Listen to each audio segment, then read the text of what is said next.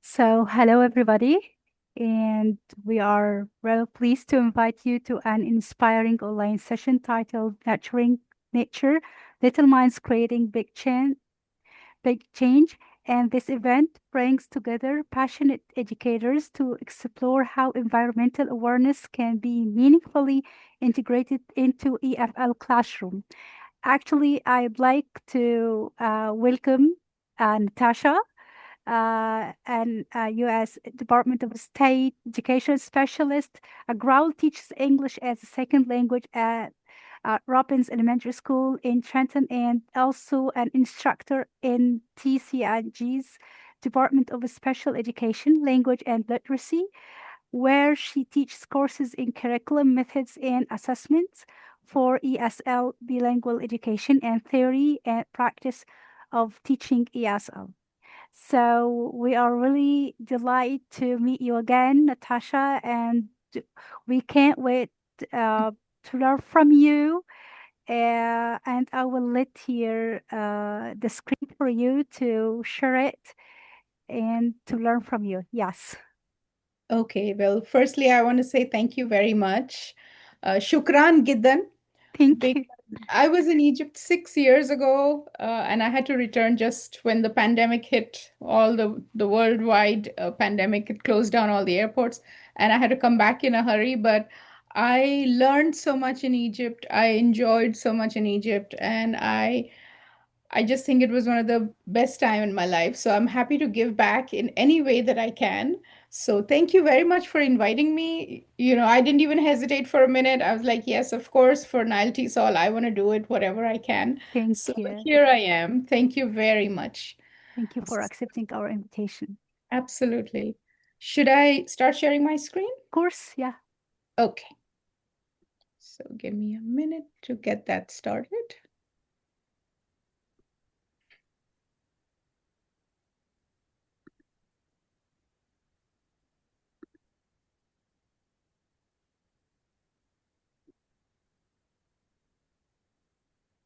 Uh,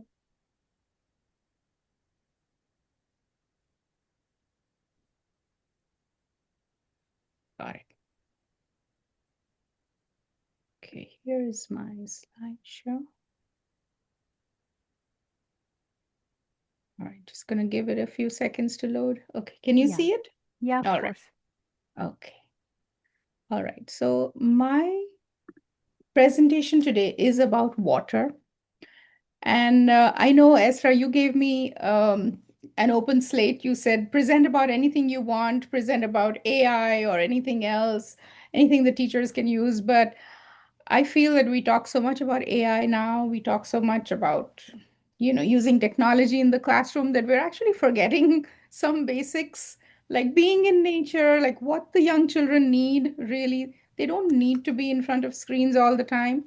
Although I will say that even in my school, every child has an iPad.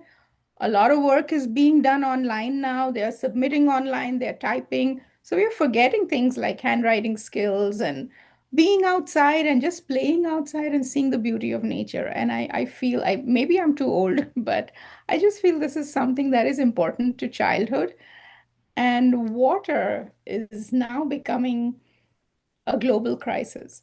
So how do we create students who are aware and they know what the problems are and they are able to have some solutions for them too?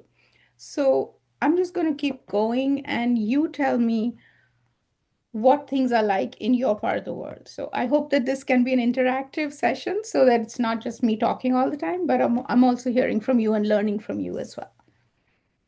So I call this every drop counts because, as you know, every drop of water is important. Yes, sure. So, just a little bit about me. I've been in New Jersey for over 20 years. I've been a teacher of young children. I was an English language fellow in Egypt. I was an English language specialist in Mexico and more recently in Lebanon. Um, and in 2024, I got the Fulbright Award to go to Nepal and coach teachers in Nepal. So I have a little bit of idea of what's happening in different parts of the world. And I'm very grateful and thankful for these opportunities. But what better way to talk about water in Egypt by showing you a picture of me on the Nile? And you are Nile tea sol, you're not Egypt tea sol, you're Nile. Yes, amazing teacher, amazing picture. I love it. Yeah, this is in Cairo, you know, where they have the feluccas. Yeah. It's so beautiful, right? Yeah. Very close to the embassy, to the US embassy. Um, but Nile is so important to Egypt. All of Egypt's ancient cultures were based on the Nile, the flooding of the Nile, and it's the life-giving water. So we absolutely need to be more aware of what's happening to the water situation, not just in Egypt, but around the world. And I'm going to begin with a quote. Thousands have lived without love, not one without water. And this comes from W.H. Auden, who's a British American poet born in Britain but lived in America. And what do you think of this quote? True, not true? Yes? You can give me a thumbs up, thumbs down. What do you think?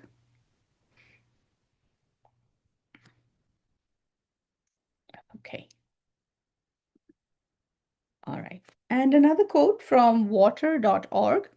Water is the best investment the world can make to improve health, empower women, and enable access to education, increase family income, and change lives. Yet, 2.1 billion people lack access to safe water.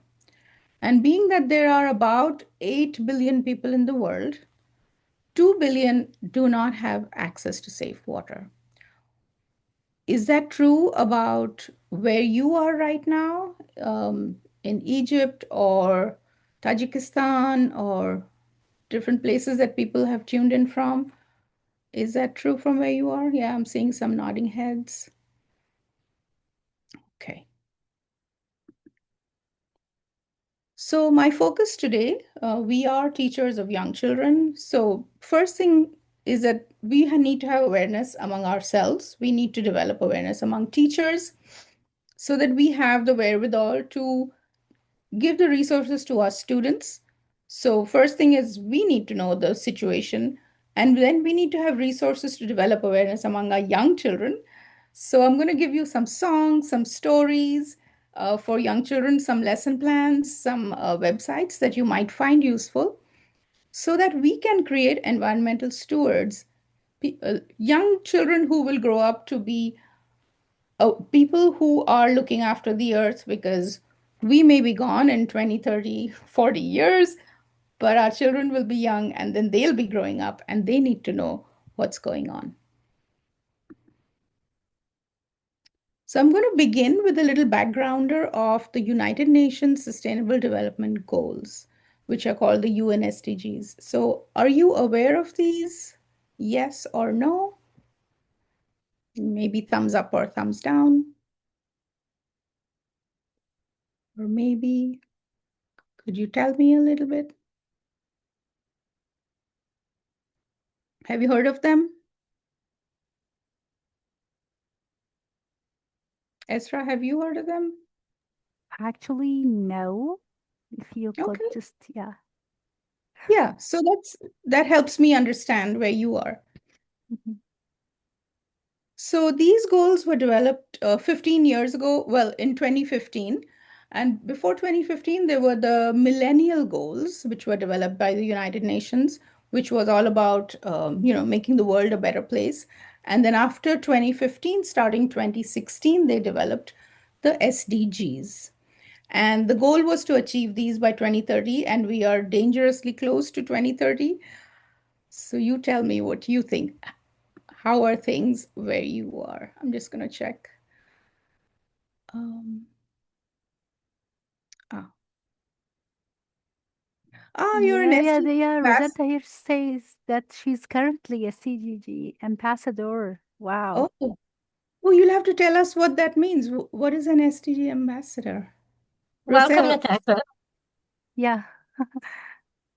Would you please unmute Rosetta, yourself and speak? Yeah. Hello, Natasha. It's a pleasure. How are you doing? I'm doing well. Could you tell us a little bit about being an STG ambassador? Sure. Well, this is my second time around. I'm currently the SDG ambassador for Guyana to Cambridge. Wow, okay. Um, and amongst the 17 SDG goals, one of the most important one, of course, is water, right? The sustenance of livelihood, humanistically speaking. But coming from a country that is known as the land of many water, which is Guyana, Mm-hmm. we still do lack the content and context of that statement.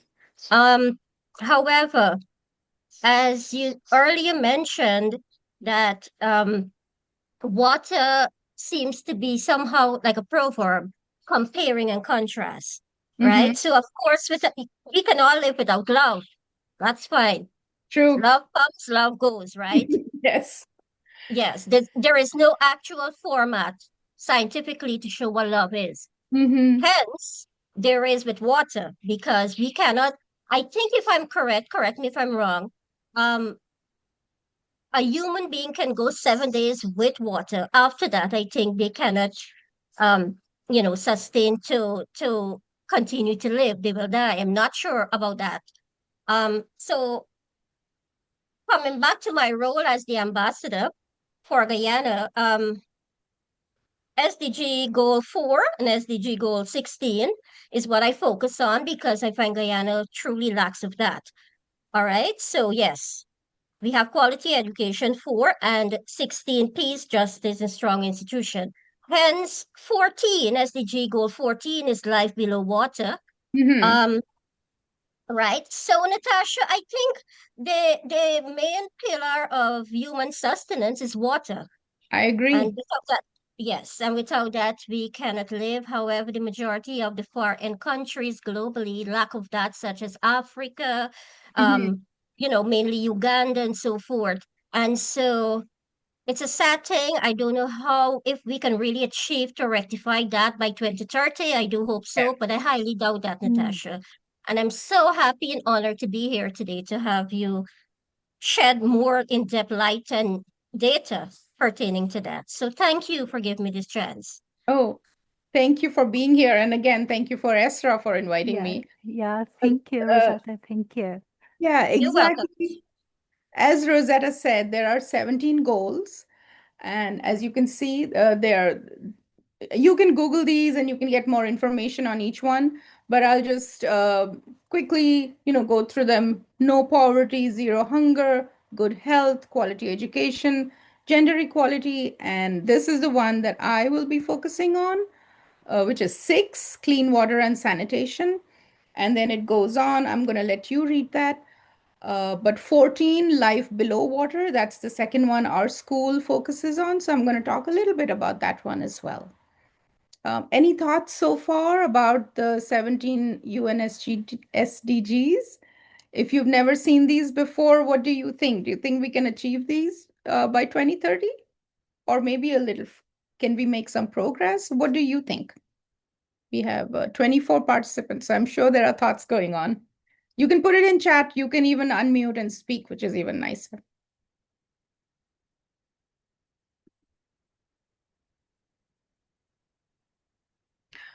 AI integration, yes.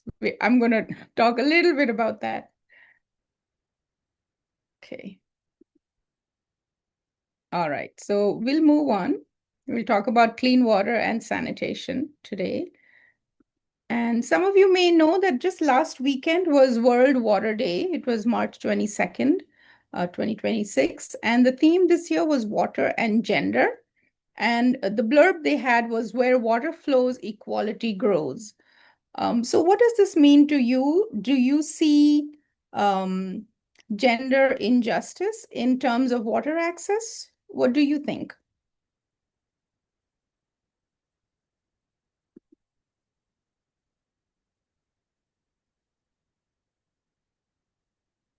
Oh, sorry.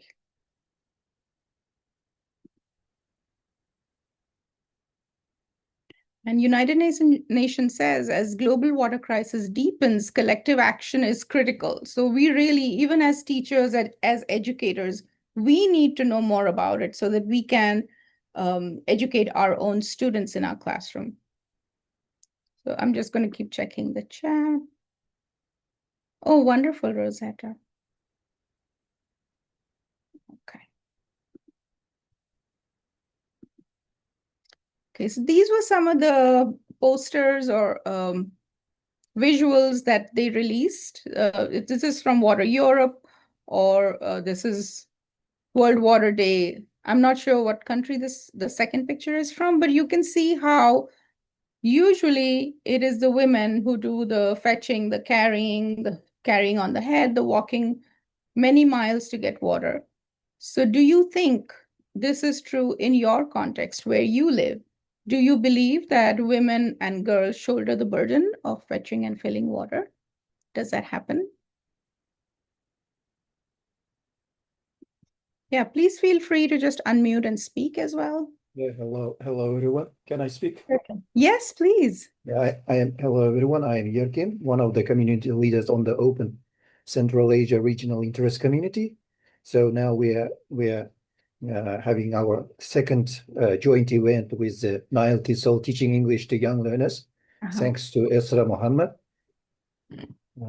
Yeah, this Thank you, this Erkin. this not in all the areas in my country that women and girls shoulder the burden of fetching and filling water. Okay. Yes, there are places, of course, it is remote places where it lacks the water, clean water, So they do so, but in most parts, parts of our area in my country, Kazakhstan, so I think there is no such a big problem like Oh. for the women, for the girls to fetch or fill water from afar, to bring water.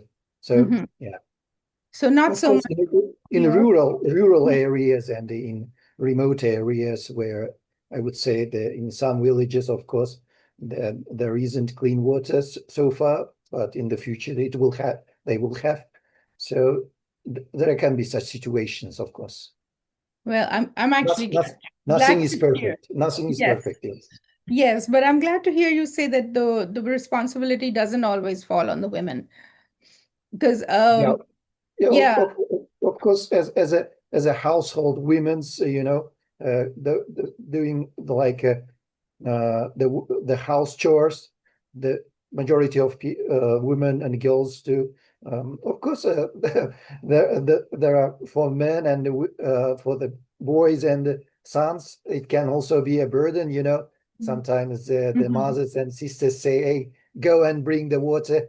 Of course, sometimes people can be lazy, like bringing them. Okay.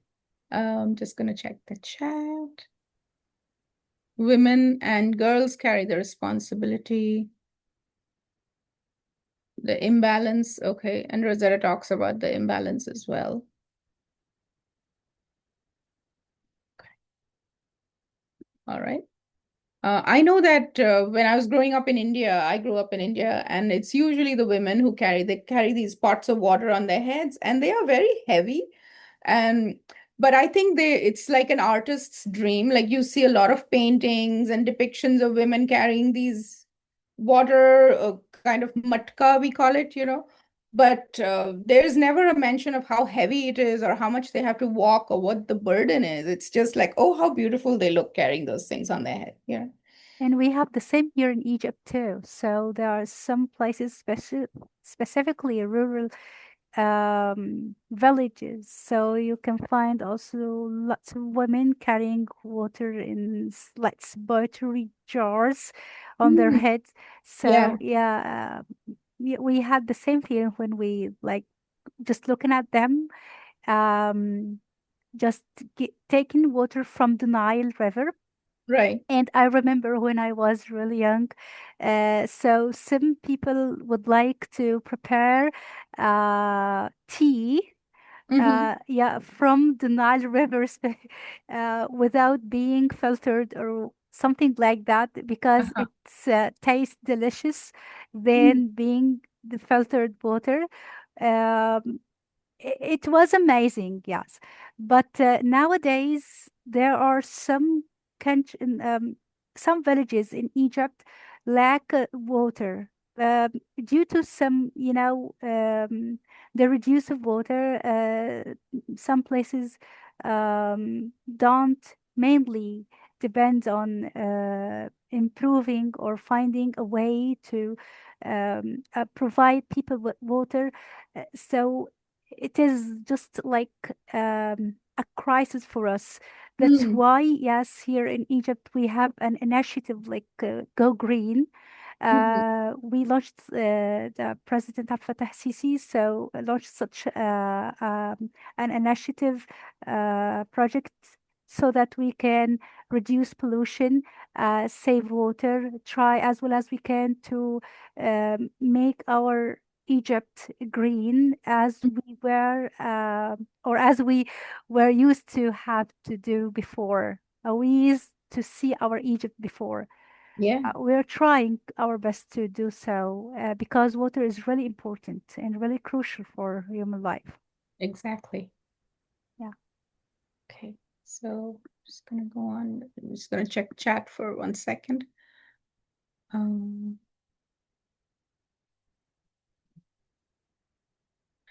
yes, you're talking about a book. So I'll show you some books as well. Yeah, maybe you can A Long Walk to Water. I think I have that on my list. Maybe I'm gonna talk about that one. Yes. Okay. So this is a video that United Nations released.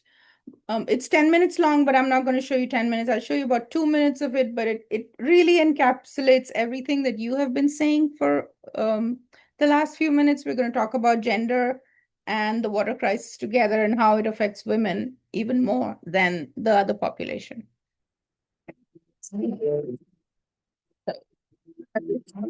This one. Okay. Every morning, while the world is still gray and the sun is just a promise on the horizon, Amina wakes up. She is 10 years old. She lives in a world where the internet and space tourism are headlines, but her reality is much older. Her reality is a yellow Oh. plastic can that holds 20 liters of water. When that container is full, it weighs 20 Oh. kilograms. Imagine carrying a medium-sized suitcase on your head for 3 miles, twice a day, every day. This is the water walk. In 2026, we are living in an era of unprecedented technological growth, yet more than 1 billion women, more than a quarter of all women on Earth, lack access to safely managed drinking water. We talk about the gender pay gap and we talk about the glass ceiling. But for 1 billion women, the primary barrier to equality isn't a boardroom, it's a dry tap. Today is World Water Day, and this year's theme is water and gender. Because the global water crisis affects everyone, but it does not affect us equally. Where water is scarce, it is the women and girls who bear the brunt. They are the collectors. They are the managers. They are the caregivers. And they are the ones losing their future, one drop at a time. Let's look at the numbers, because the data from 2026 is staggering. Across 53 countries where we finally have accurate data, women and girls spend 250 million hours every single day fetching water. 250 million hours. To put that in perspective, that is 28,500 years of human life lost every 24 hours. If those hours were a paid job, they would represent a multi-billion-dollar economy. But this labor is invisible, it's unpaid, and it's mandatory. When a girl like Amina spends 4 hours a day walking for water, she isn't just carrying a can. She is carrying the weight of a lost education. Every hour spent on a dusty path is an hour she isn't in a classroom learning maths, science, or English. In regions where the water source is more than 30 minutes away, school attendance for girls drops by as much as 50%. This is how the cycle of poverty is engineered. It starts with a thirsty household. 1.8 billion people still do not have drinking water on their premises. And in 2 out of every 3 of those households, it is the woman's job to find it. This isn't just a chore, it's a systemic theft of time. Time that could be spent earning a wage, starting a business, or simply resting. So I'm going to stop it here because it goes on for a while. But it's everything that you've been saying, how it unequally affects women all over the world. And it just talks to me. To me, it's saying this is a crisis because these women could be so much more productive. They could be doing so much more with their lives, but we're just continuing the cycle of poverty, as they said. Let me move on. Okay. So why do you think there is a water crisis? What are the reasons? Is there a water crisis where you live? And some of you have already said there is. But why is it there? What's happening in the world to make that happen? So, okay, we can go to chat, or please feel free to unmute as always. Drought, okay, global warming, so climate change. So here in New Jersey, I know that the summers are getting hotter, and as the summers get hotter, it's more water is evaporating every summer, and the storms are getting stronger, and we get like much bigger storms every year and hurricanes. That is causing all this change. Global warming. What about population? Is the population increasing around the world? I don't know about the statistics, but I do know that, like, Yeah, sure, population, population. and the increase of industrialization. There are a lot of Yes. plants and factories are being opened. So and it expands where you live because people they need to open the factory or the plant. They need a land, right? Area, huge. I mean the millions of thousands of square kilometers, like, and of course it pollutes the land, the soil, and the water, and the drinkable water becomes undrinkable. Exactly, because whatever waste that industry is producing is going into the water source too. So textiles is a big one as well, the dyeing techniques, everything, the chemicals going into the water. Government underinvestment, pollution. So we are producing more and more cars and other things, which is causing all this pollution in our world. Climate change. So something somebody had mentioned earlier is like AI, So do you know how AI is taking away a lot of our water? So we are all into Chat GPT and I don't know how many other platforms for AI. But the AI is taking up so much water. So what is actually happening? Every time you go to ChatGPT and you ask for it to create whatever it is, a song or a lesson we leave a lot of digital footprint, and it exposes a lot of heat, and Yes, it absorbs, I think, like water yes, from us, even from the people, because we are spending like energy, and absolutely. It's we get dry, and we want to drink like a lot of, because the person who is sitting in front of the computer laptops, he's losing a lot of energy, and he's becoming dehydrated. So apart from us being dehydrated, what you do is every time you Google something or you ask AI to create something, there's a lot of servers around the world that are getting heated up and transferring your messages. And those servers then need to be cooled down, and they take the fresh water, because if they take salt water or any other water, that's going to spoil the servers. So they are taking our fresh water. So every time you send a good morning message with flowers and roses and you forward videos, you are heating up those servers, and more water is being taken to cool those servers. So just be aware, like even on WhatsApp, when we're forwarding videos, especially, it's taking up so much space and it's taking up so much energy from the servers. So that's using a lot of water as well. So look at this statistics that I just found. AI infrastructure is expected to consume 1.7 trillion gallons of fresh water annually, which is roughly equivalent to a year's use of water usage from all the households in California. California is one of our big states. You know, it has the big cities, San Francisco, Los Angeles.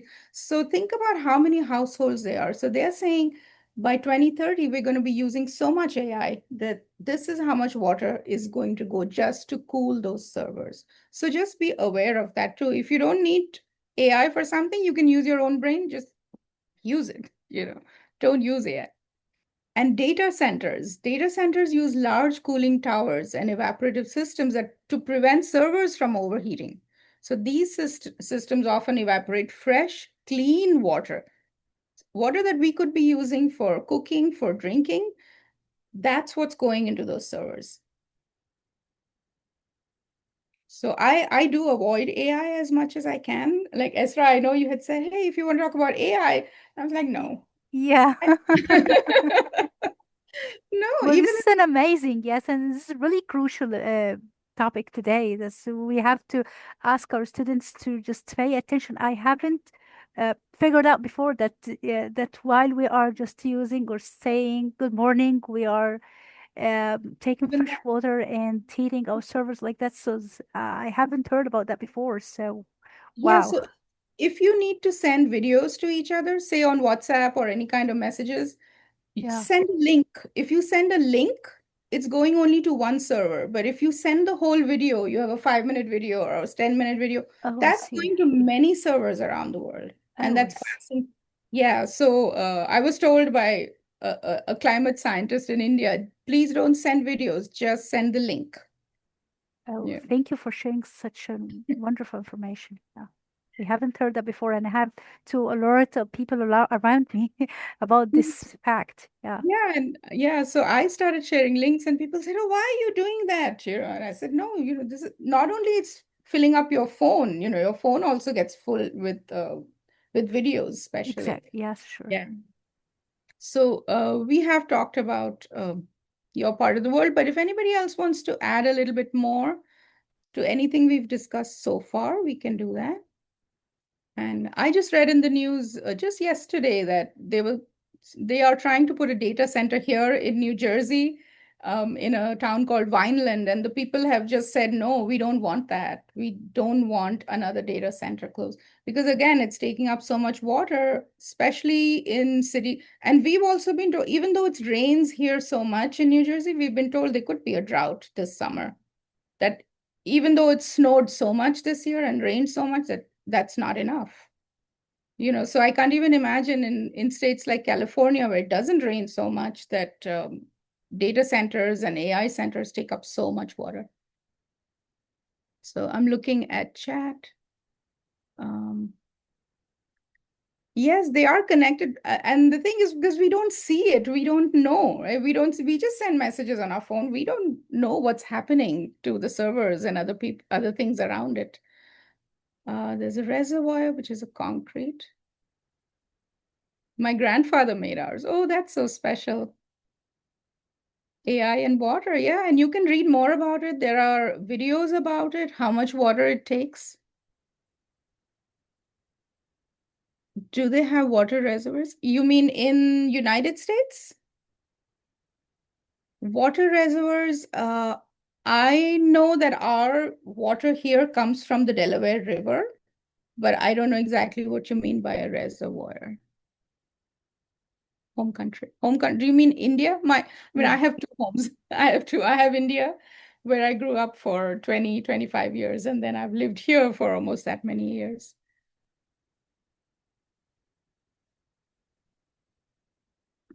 So I will show you a little bit about our watershed because my students just went there and I wanted to share that with you as well. That's where our fresh water comes from. And that is my next question. Do you know where your fresh water comes from? Do you know that? And do your students know that?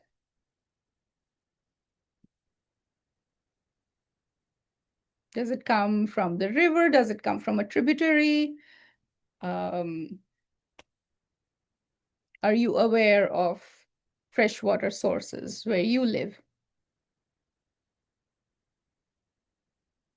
Because again, as teachers, we want to be aware of how things are working in our area.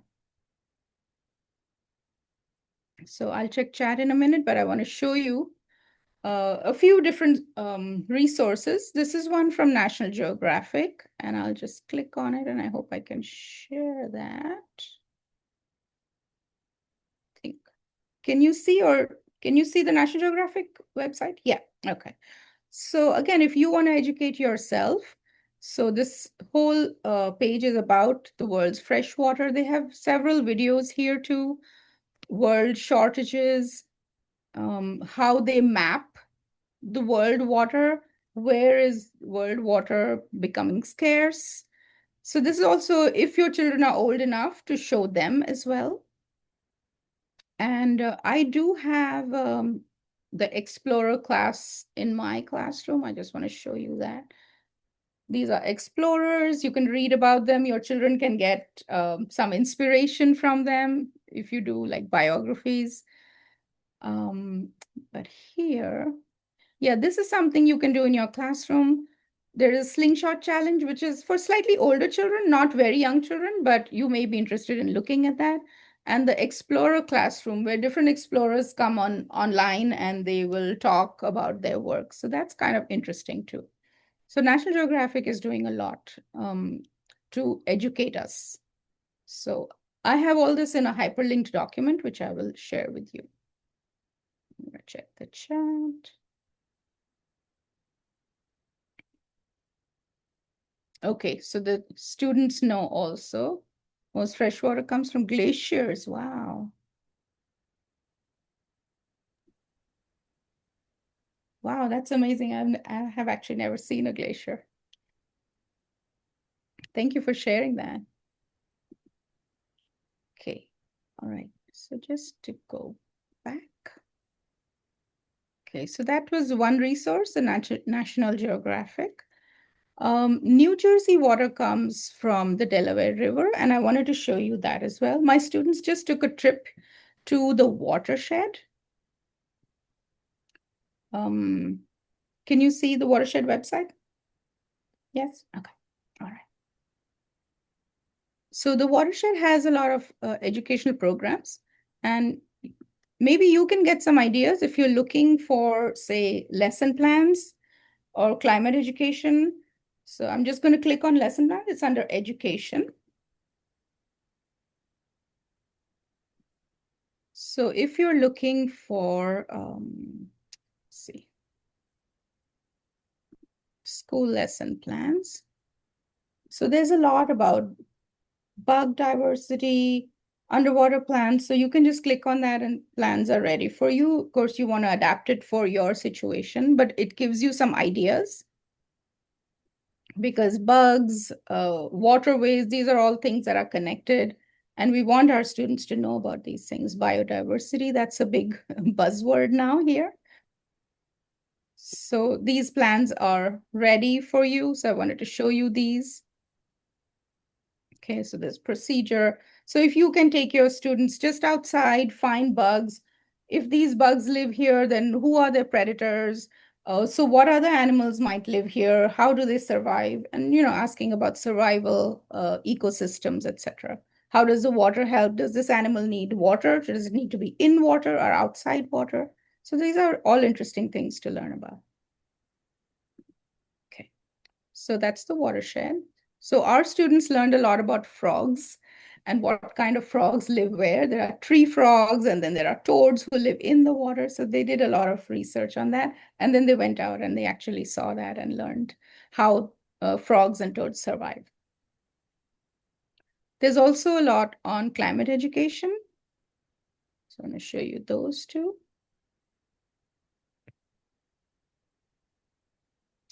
So this comes from New Jersey. And so you can check which grade, what subject. So if you just want the lower grades, so let me just click kinder, 1, 2, 3. Mostly I work with third grade this year. But here, like sounds in nature, recycling activities. We have a lot of recycling going on in our school. Earth Day activities, etc. So there's sustainable development goals, science lessons. So again, this link I will share with you. Just checking the chat one more time. Oh, mountains and glaciers.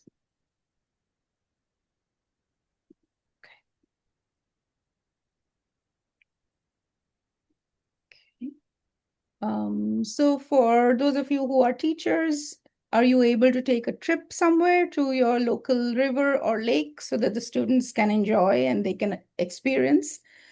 They can learn about the ecosystems around there. I know some places that I had gone to in Egypt, some of the canals were really choked with plastic bags. So here there are a lot of cleanup days, like we have the Delaware cleanup, we have estuary cleanup days where students are invited to come and clean the beach or the river. Is it possible for some of you who are teachers to do something like that? So again, to develop awareness among our students. Would that be a possibility in your situation? Because I know every school is different, and how many permits you need and permissions you need varies.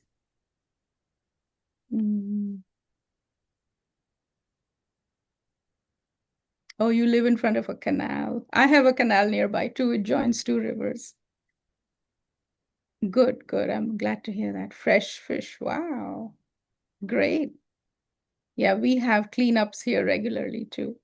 We also had a museum, kind of a museum, bring animals to our school. So if I don't get permission to go take the children or the buses are not available, then we've had turtles come to our school. We've had horseshoe crabs come to our school. So they bring them in a touch tank so the students can see them and touch them. And horseshoe crabs, if you're not familiar with them, they are all along the East Coast and they are used in vaccines. Their blood is used in vaccines and they have blue blood.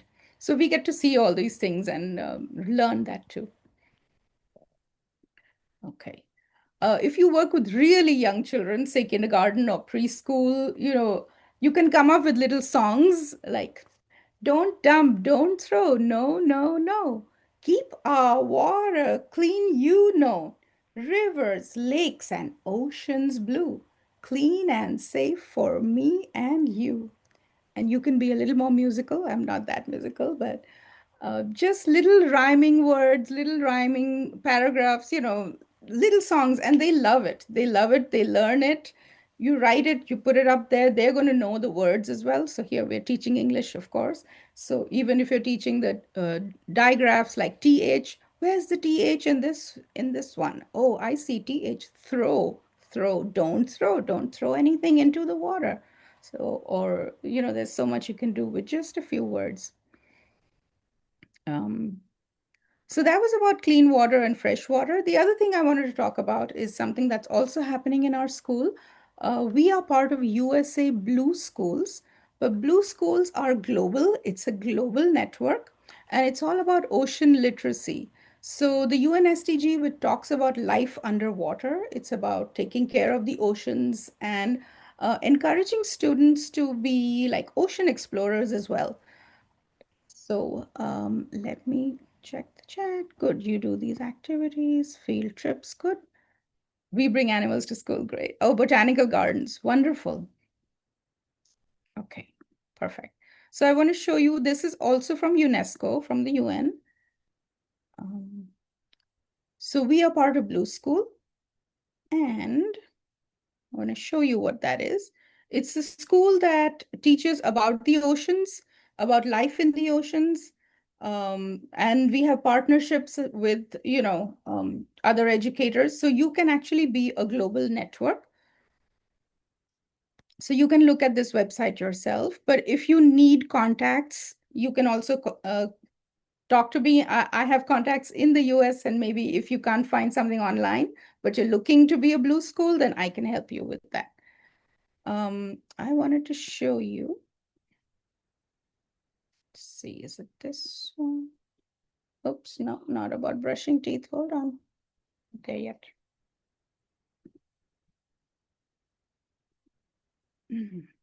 Oh, sorry, just 1 second. I'm going to show you about the blue schools. Ocean literacy, just under resources. So there are 7 principles about ocean literacy. And the first one is that there is only one ocean. You know how we teach students that there are 7 oceans and Atlantic, Pacific, and this and that. But actually, there's only one ocean because whatever happens in one part of the world, the oceans carry it to the other side of the world. So so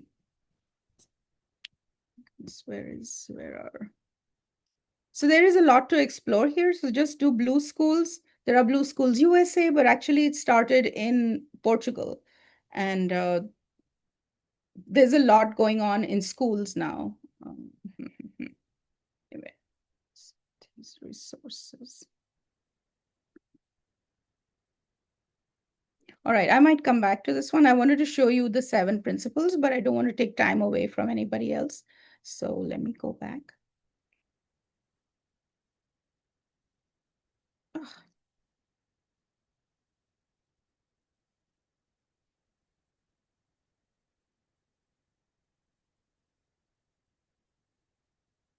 Okay, for young children, you also want to make sure that they know when they are brushing their teeth.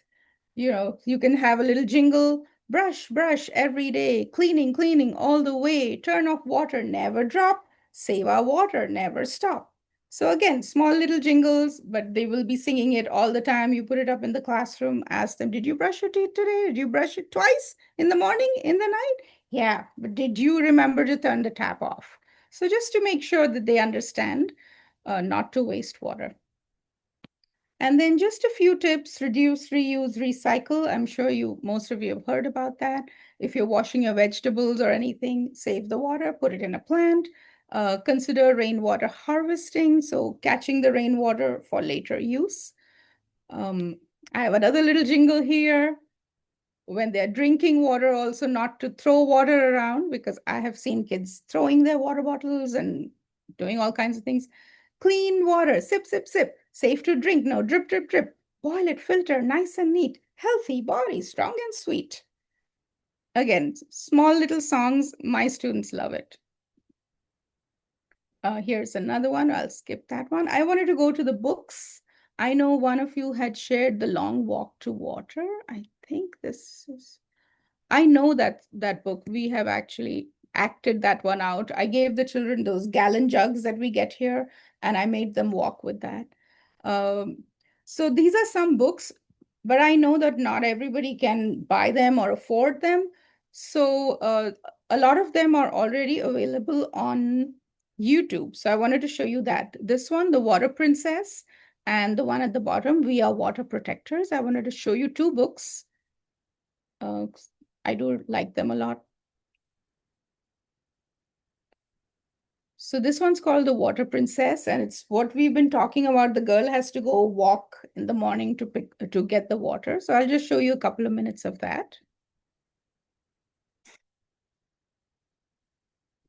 We'll read The Water Princess by Susan Verde and illustrated by Peter H. Reynolds. This book was published by G.P. Putnam Sons in 2016. I am Princess Gigi. My kingdom, the African sky, so wide and so close. I can almost touch the sharp edges of the stars. I can tame the wild dogs with my song. I can make the wind play hide and seek. I can make the tall grass sway when I dance. But I cannot make the water come closer. I cannot make the water run clearer, no matter what I command.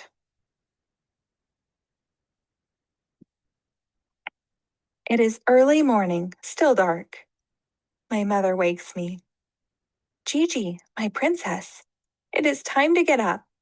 We must collect the water. So this is like a read aloud. It goes on, it reads the whole thing. Maybe if you're able to show this to your students, or maybe even download it or take screenshots, whatever works in your situation. I know technology is different in every classroom. So I wanted to show you this one, and I wanted to show you the water protectors. This is a Native American story, and this is very powerful as well.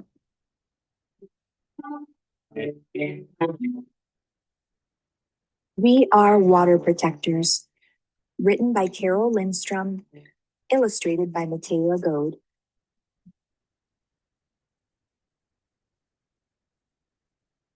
Water is the first medicine, Nokomis told me.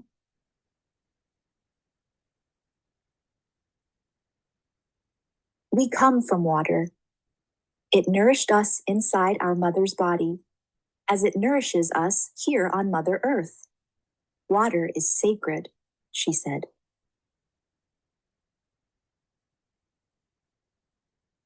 We stand with our songs and our drums. We are still here. The river's rhythm runs through my veins, runs through my people's veins.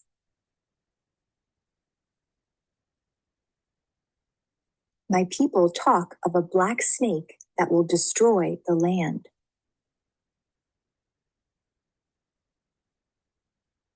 Spoil the water, poison plants and animals, wreck everything in its path.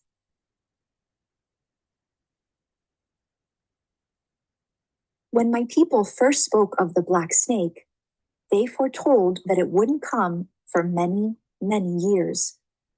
So I'm going to stop this one too. So again, the whole book is read aloud, and depending on your technology availability in the classroom, you can either show it or take screenshots, or if you can buy the book, it's depends on your budget and your situation.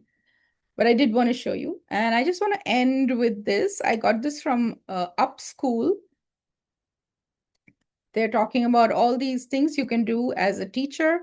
So just want to let you look at this for a few minutes.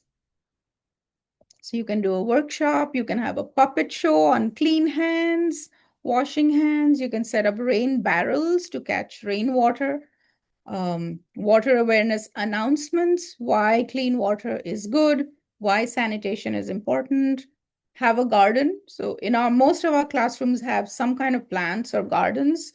We also have hydroponics, which is just water and no soil. So again, whatever you would like to do, but for children to see how important water is, you can be writing letters to local leaders. When Obama was president, we wrote letters to President Obama, and we got responses, which was amazing. So maybe you could do that. Hygiene kits. You can learn to test your water. There are ways to find the pH of your water, if it's acidic or it's alkaline, or how to make it safe. Creating art, all children love that. Fundraise for water projects, staying clean and hygienic, create brochures, have a water themed film night, or you can even have like a evening which is water themed. You can have books in one classroom, you can have an experiment in another classroom, you can, on the third classroom, you can be showing children and their parents how to wash hands or how to brush their teeth, and teach them the little songs. So anything that works in your situation, I think anything is effective. And as I was looking for this template on Canva, it also had a few little ideas. So I'll just go through those very quickly. Have plants. Be careful when you wash your clothes, how much water is being taken up. Make sure your machine is full before you wash. Don't run it just for one or two clothes.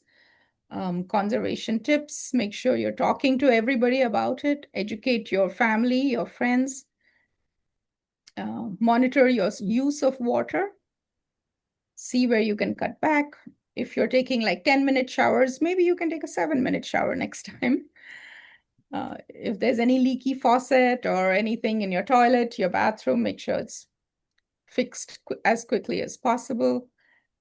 And let's be conscientious about water because, as that book said, we came from water, we need water. We want our children to have water as they grow up into responsible adults. So let's make sure they have the tools to do that. And I'm going to say thank you here. I hope I didn't take too much time. Okay, it's close to 2 o'clock. So this is my Gmail, my email. So if you need to be in touch with me, either about Blue Schools or anything else, please email me. I'm right here, and stay in touch. Yeah, actually, I cannot thank you enough for such a wonderful and amazing session as usual, Natasha. Actually, these ideas are really informative, and while you are just explaining such wonderful things, so I'm thinking, how could we encourage our students specifically to use such informative ideas in the upcoming Earth Day, so that Yeah, yeah, so I think you're muted, Natasha. Uh, thank you. yeah, so I think this is gonna be informative for our students and for teachers. I think we have to give them some time to think of ideas and to show them these wonderful stories and the videos, asking our students to work on hand-on activities related to water. So I think all of these ideas are really really amazing, and I wish if I could ask our teachers to participate or be members in Blue School. So I think it's gonna be, yes, helpful for them and for our students too. Um, Thank you very much for such fantastic, amazing Oh, session. I love it in person, and on behalf of Nile TESL, TEYSEG, I would like to extend our sincere appreciation for expressing such um, informative and beneficial information. It's really important to teach our students, to teach our kids, or to teach the community how to conserve water, because water is really important. And if we don't do it right now, because we are teachers, we are role models for our yes. students, for the people that surround us. Uh, we have to start from now, from that point. So thank you for reminding us for such a wonderful topic, and we'd like to let you present more and more topics, wonderful topics like that. Yeah, we are eager to learn actually from you, Natasha. Oh, thank you so much. Yeah, I just feel like, technology is going to keep going on, and our kids will get used to it as they grow. They will get exposed to it, but we don't want to leave nature behind and all the joys of nature and the Exactly, importance of yes. nature. I just feel that's important now. And how are we going to keep nature in our lives? Because as these children grow up, we don't want them to just be in front of a screen all the time. We Sure.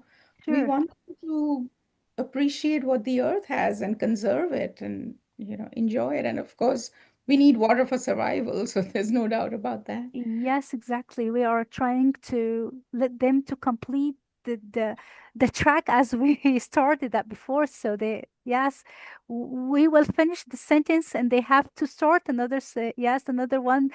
Yeah, because this is life, and we Yes. have, yeah.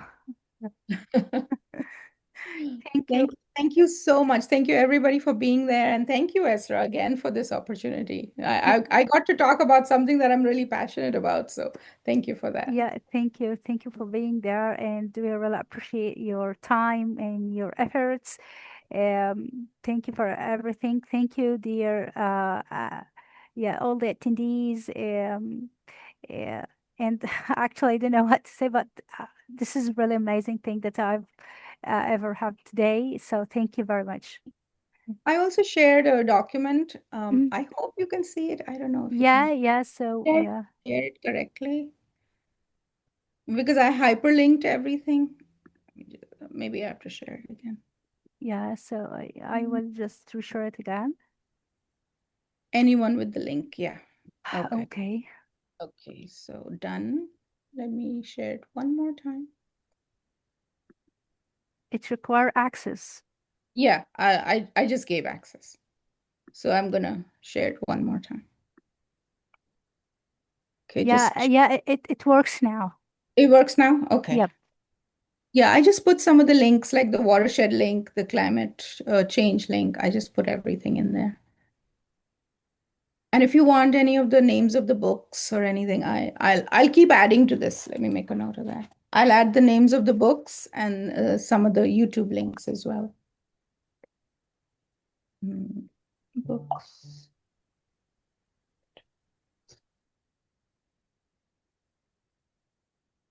So I'll email it to you, Esra, after I've added a few more things. And then if you want, you can Oh, share. okay. Yeah, so I will share all the data, yes, in our TAYLSEG group. Sure. Yeah, of course. All right. I didn't want to take time from Nadira. I know that she's also Yeah, so thank you very much, dear Natasha. Absolutely. Thank you.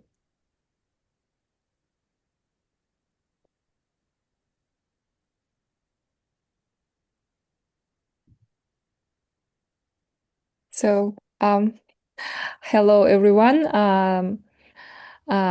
Thank you. I would like to thank you, Natasha, for the great session. I really love it.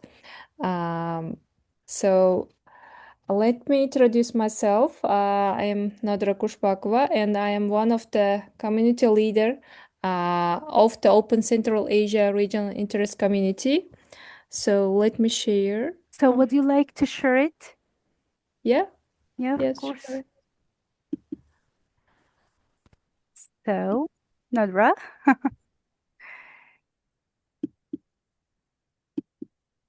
So can you see my screen now? You will share? Yeah. So would you like to turn to Yes. Yes. I'm so sorry. Yeah, that's okay. So I'd like to thank Nadra today to join us our event. Nadra, she's community leader in Open Central Asia Regional Interest Community in Open Program. She's from Uzbekistan and works as an English teacher at a Second Republic School. She earned her bachelor degree in the English language and literature in foreign faculty at Jessica State Jizak. Jizak State Pedagogical University in 2010. She completed a Master of Arts in Education and Innovation at Webster University in Tashkent in 2022-2023, and she's now an ED student at Webster University Online. So welcome, Nadra, and we are eager to learn from you because we're gonna just talk about wonderful topic today about um, how could we let our Earth green. Yes. So here is the so would you like Hello, to share? everyone. Yes, Hi planting again. seeds of change, ideas and activities Um, for EFL classroom. Yeah. can you see my screen? I'm so sorry for the inconvenience by my side. Um, my name is Nodira Kushbakova, and I am one of the community leader of the Open Central Asia Regional Interest Community.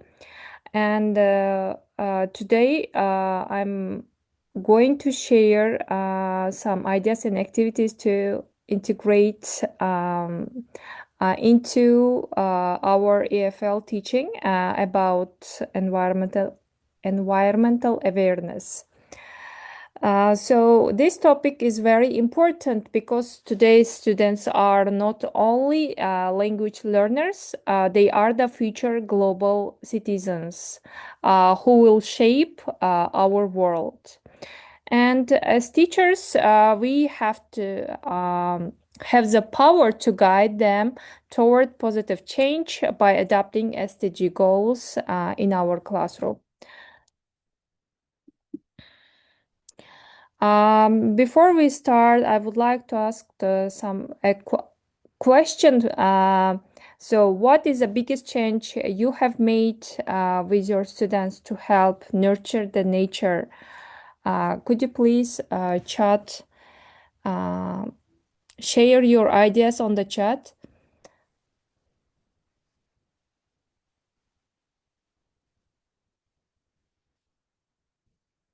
Can I speak?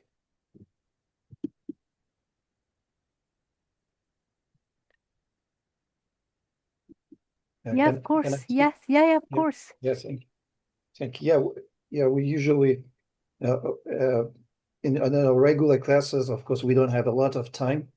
Like our classes, the 45 minutes is not too long, but of course we have like the cleanup days, like on Saturdays. So we take the students and we plant these trees and clean the yard of the school, and we do some simple things. And we were, as I am also an access teacher, we also like have some community services. Like we also have like a going to the streets of our town and had a cleanup days for the Earth Day, and we planted trees, of course, with access students. So it was amazing. Yes. Thank you, Yerkin. Even the Yeah. small actions can lead to the meaningful change, right? So, well,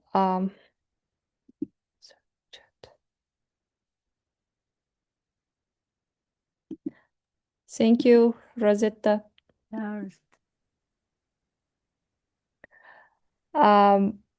So I would like to share from my own practice. I usually start my class very simple routines. Like, for example, I ask students to clean the board, pick up litter around their desks, and water the flowers if needed. These are the very small actions, but they help students develop responsibility.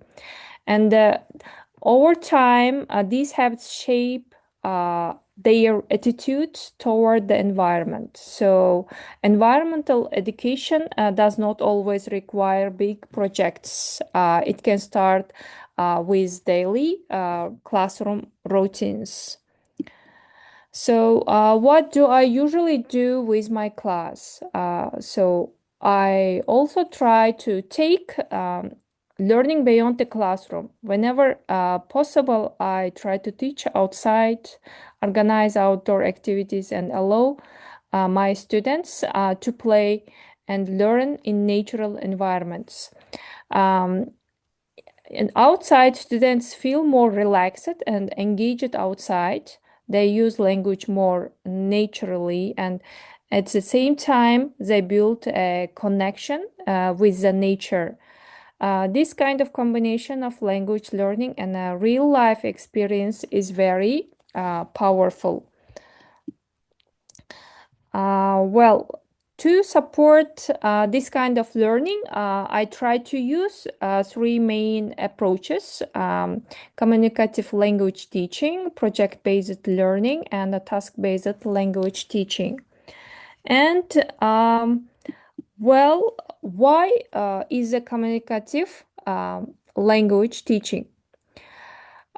This method focuses on the interaction and the communication. For example, students can discuss environmental problems, role play situations, and share their opinions.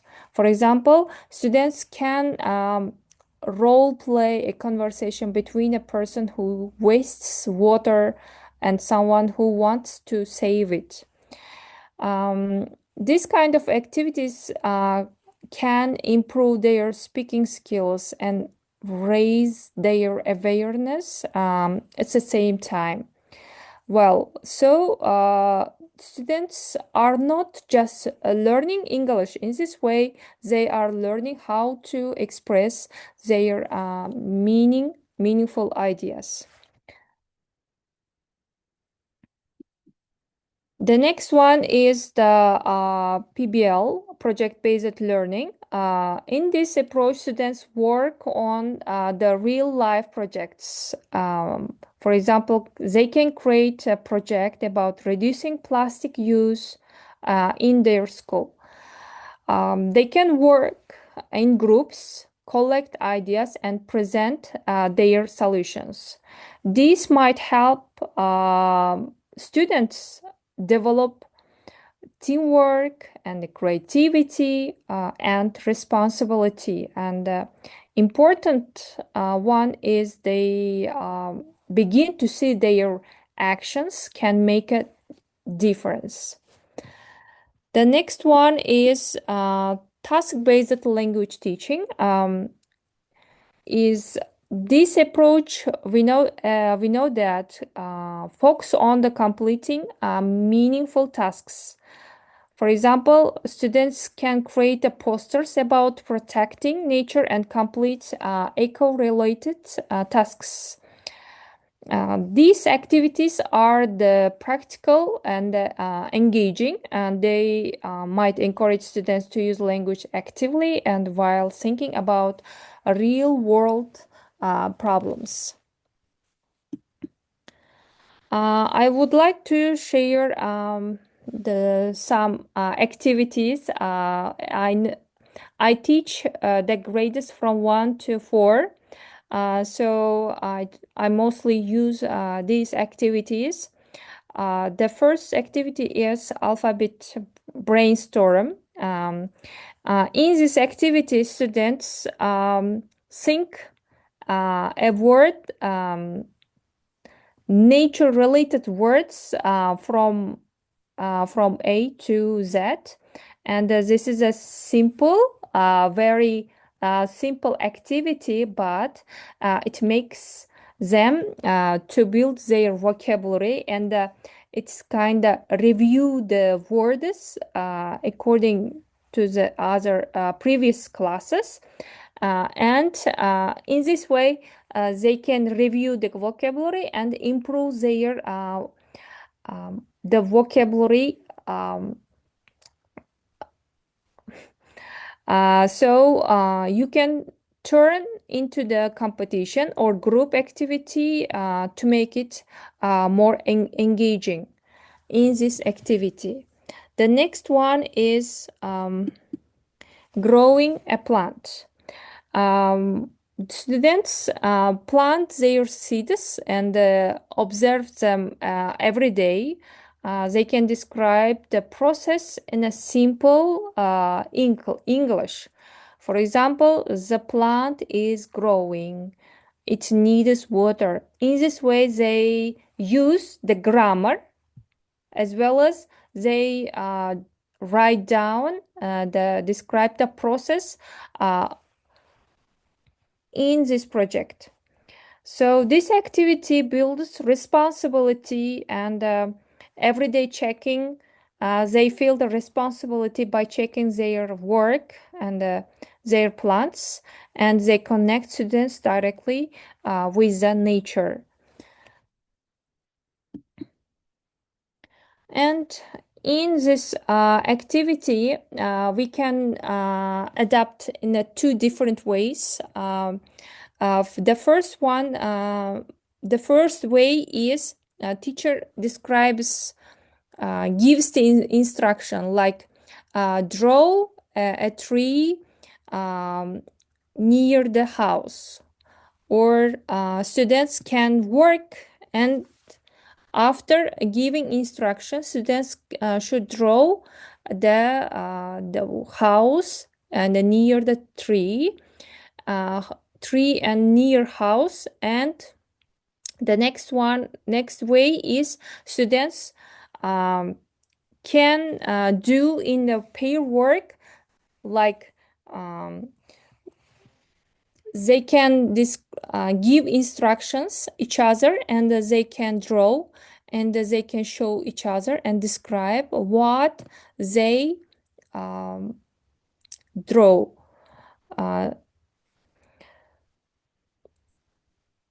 And this activity improves listening skills and the creativity while reinforcing nature vocabulary. Well, I'm going to share some suggested activities in our classroom. The first one is the adopt a class plant. In this activity, students feel the responsibility for watering, observing, and even the naming it. And this turns a simple routine into an eco-friendly education moment. And we can use it to introduce this one new vocabulary. For example, leaf, soil, and water grow. And we can practice sentence structures. The plant is taller today, and in this way they track their English. And not only does it support sustainability in a hands-on way, it also teaches care, patience, and a routine. And the next one is nature-inspired journaling. And in this activity, students can encourage mindfulness and language development with weekly nature journaling. And the students can draw what they imagine outside and describe the weather or write about animals they love and think about the positive acts they have done for the planet. Usually, we can adapt these activities according to our young learners because they are very young. So we always make it very, very simple way and use in our class in a very simple way in order to create safe and safe environment for them and to do the tasks very easily. And this activity can be especially important to the urban schools and connected students to the natural world, provides regular moments of calm and creativity and eco-conscious reflection. The next one is eco-friendly class jobs. For example, we can have energy monitor, for example, turn off lights when not in use. A paper saver, for example, checks both sides are used. And recycling champion helps, they can help sort the classroom waste. And or Captain Fan Plastic counts who he or she counts the number of reusable items in the class. I think these the jobs give learners ownership over their actions and introduce their key sustainability vocabulary and routines. And I think it's a very practical way to show their small changes make a big difference. And reinforce the environmentalism should be part of their life. The next one is litter audit and cleanup challenge. Well, we can start with a classroom or school plastic audit. We can count and classify the items, then discuss which could be recycled or avoided. And we can follow this up weekly and litter pick challenge or the use English set goals describe the later collected in the present solutions. I think this is a excellent example how to teach sustainability in English language classroom, and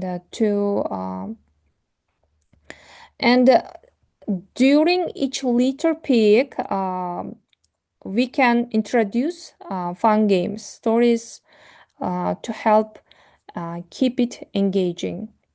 And green story time and eco heroes. Books and stories are brilliant for introducing big ideas. The young learners dedicate one session a week reading environmentally themed stories in English. After that, we can discuss the characters, how they did help the nature, and brainstorm ways your students can become eco heroes too. And make it even more engaging by creating an eco hero wall in the classroom and celebrating acts both big and small, like picking up litter or having a meat-free meal. I think this is a reinforced environmentalism while supporting speaking, listening, emotional development, and shows that anyone can be hero. Well,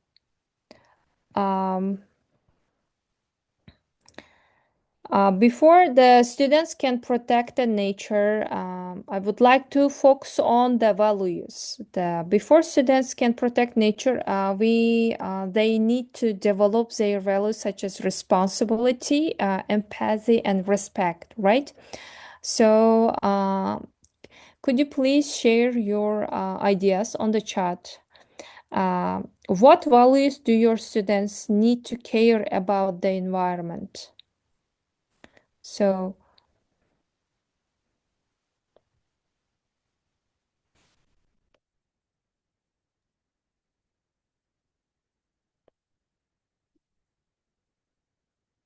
they need to have the responsibility.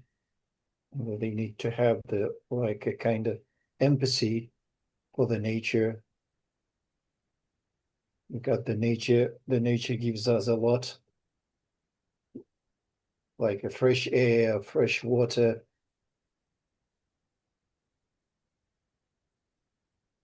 thank you, Yurkin.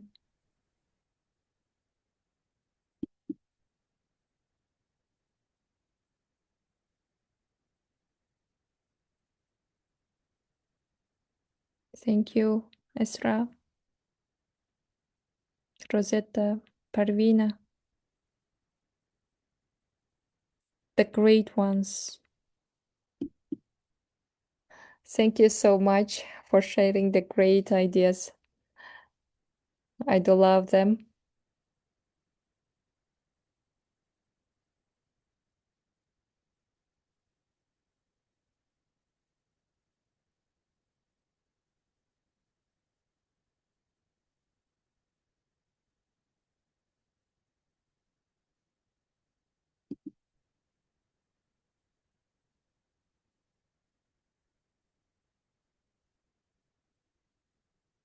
Wow.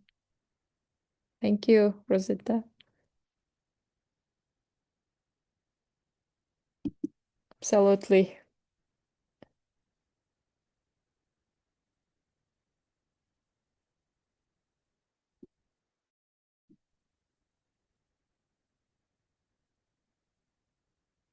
Wow, really?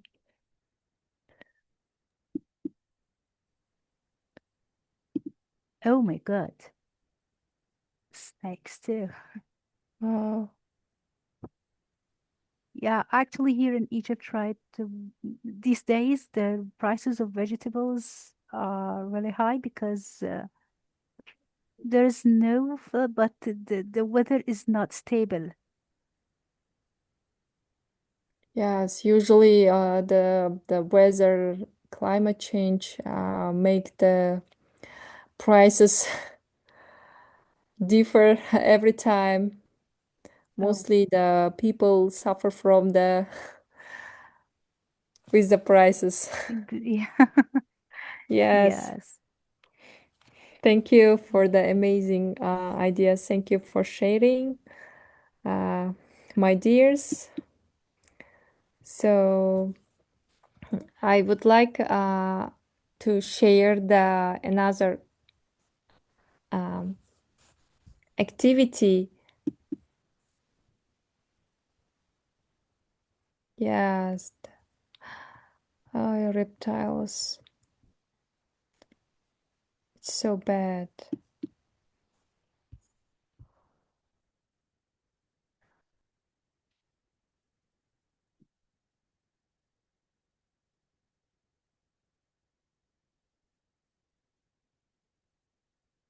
Thank you. Absolutely. So, well, let me continue. I want to share this strategy. I mean the activity, the 6 thinking hats. I think this method helps students think critically. They look at the problems from different perspectives, facts, feelings, ideas, risks, and benefits. For example, we can ask students, how can we reduce plastic use? And the students analyze the problem and suggest their solutions, and this develops both language skills and critical thinking. In this activity, we can have usually the different kinds of hats, and they can wear their hats on their head, and in this way they can play in a group work. They can work in a group work. It's a best way to engage and encourage them during the activity. It can, I think, it's the best way to use this activity for third grade and the fourth grade because we can save and they can share own ideas more, and that they can speak more naturally compared to the first grade and the second grade. So I also I would like to share some practical suggestions. To adapt environmental awareness into our classroom, we can incorporate nature into our routines. Even the one single small action we can incorporate into our routines, it would be grateful to raise their awareness and to feel their responsibility. And the next one is take a snack or lunch break outside. It would be great if they do in this way, and they can feel the nature, and they can. This is something you can do. We can teach necessary skills while indoors, and such as sitting on a carpet, square, or mat, and we can manage any wrappers or other trash that might blow away in a windy environment. So next one is naturalize our indoor space. We can, instead of bringing our students to the nature, we can bring a little of it to them. We can decorate our classroom with natural images, furniture, or earth tone colors, and we can consider display photographs of children exploring outside as a reminder to our students of their connection to the natural world.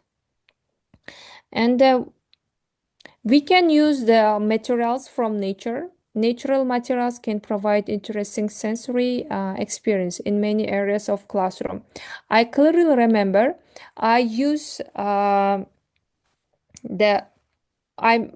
I give my students a small task to create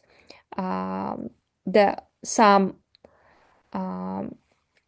images or from pebbles, like little stones.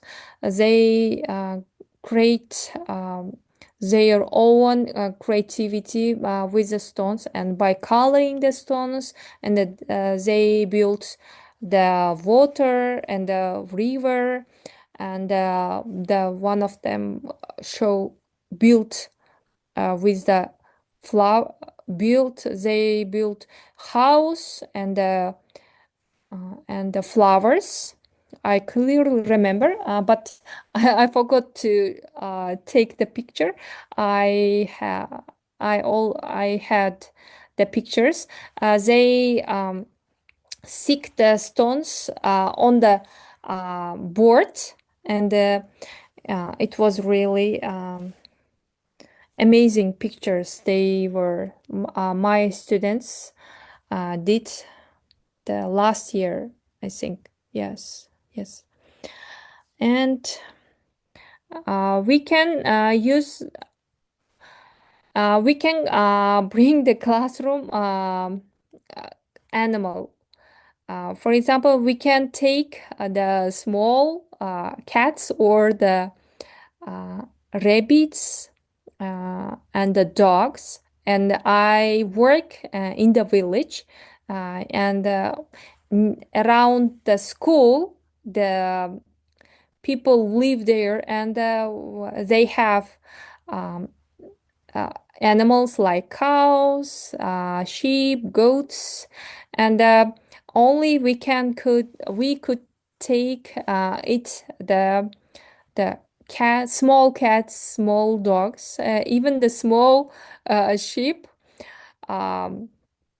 So this will be very if we can do this activity, it's a significant commitment for both of us, my as teachers and as students, and we can provide unique connection between our students and with the nature, and we can bring wildlife to our class.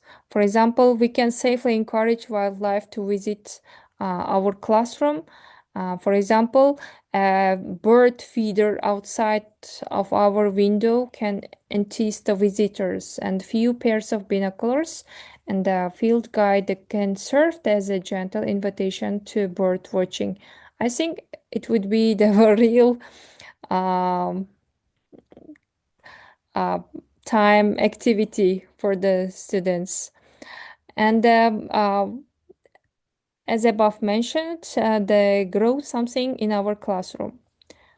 It would be great if we grow something, yes, like flowers. Even the students should do on their own. They know, they feel themselves different, and they feel the responsibility how to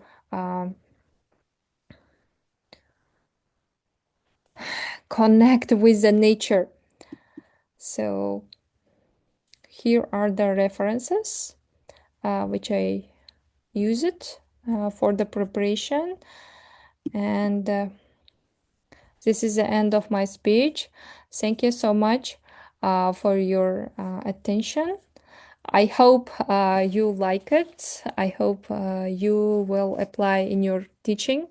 Thank you for your attention and for your listening.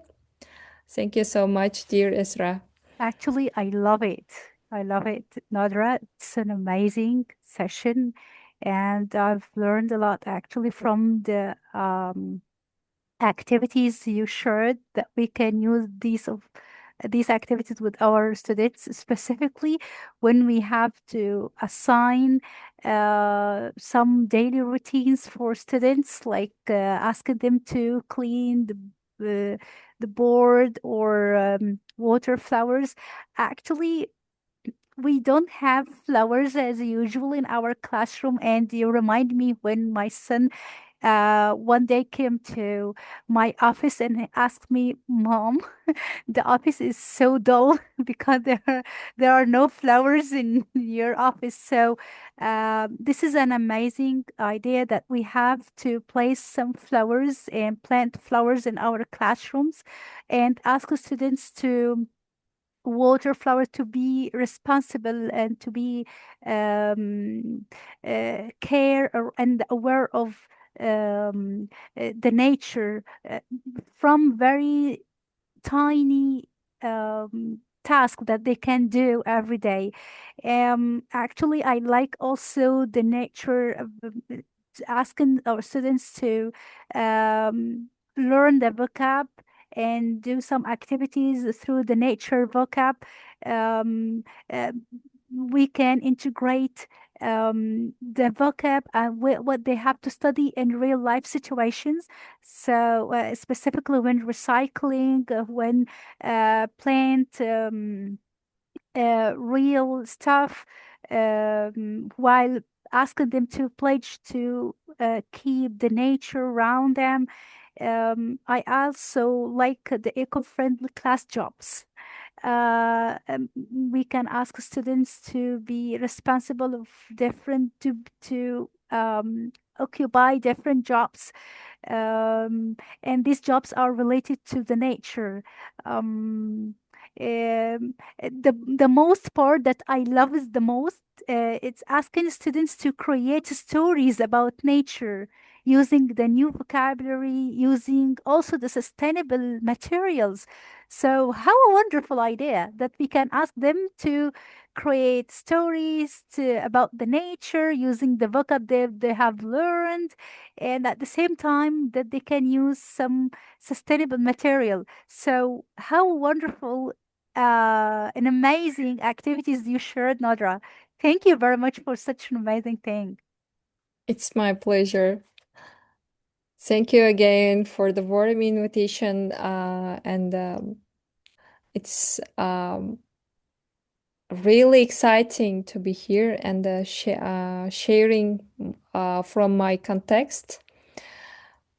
Thank you so much for everything So, today. yeah, thank you. Actually, we especially grateful the way that you connected language and learning, Natasha and Nodira, with us in a meaningful real world issues, reminding us of the powerful role we play as educators and as teachers too, in shaping not only our students' skill but their values and awareness regarding the nature. When we have parts of the nature that we have to teach them the way that we've learned before. Thank you for your time, for your expertise and dedication. It has been truly enlightening experience for all of us today. And I'd like to thank our participants for their active involvement and enthusiasm, which made this session even more special. And actually, we look forward to welcoming you again in future events. Thank you. Thank you so Thank you. much. Thank you, everybody, for being here. And I know it's late night for some of you. I know somebody said they're tuning in from India, so I think it's like midnight there, and Oh, late evening probably in a lot of the countries where you're tuning in from. So thank you so much for being here. I really appreciate it. And Thank you. enjoy teaching and enjoy being an educator, because there's no greater privilege, I think, especially to be with young children. It's a privilege, thank you very crazy as much. they are. Thank you. Yeah, thank you so much. Thank you Thank you. so much for both speakers. You have done a great job. And this, I would like to thank Nile Tissot Teaching English to Young Learners for organizing our second joint event. Hope we will have a lot of such kind of events in the future, as Esra said. Yeah. Thank you so much, Esra. Thank you, Yorkin, Natasha is and we organizing. love to, yes, to cooperate in more events in the future. Actually, we've learned a lot and while cascading learning and knowledge with each other. So, uh, lots of ideas we've gained today, and we'd like to share these ideas with our teachers and with our students in our community. So, thank you very much. We got this wonderful knowledge from the United States of America and the Uzbekistan and Central Asia too. So how wonderful companion that we have together to learn from each other. So thank you very much for such wonderful and amazing opportunity. Thank you. Thank Thank you. you. Thank you. Have a nice day. Good Shukran, night. Isra. Yeah, thank you. Shukran, Natasha. Bye-bye. Bye, everyone. Thank you very much. Bye. شكرا إلى اللقاء. Oh, it's Arvina. amazing. Yeah.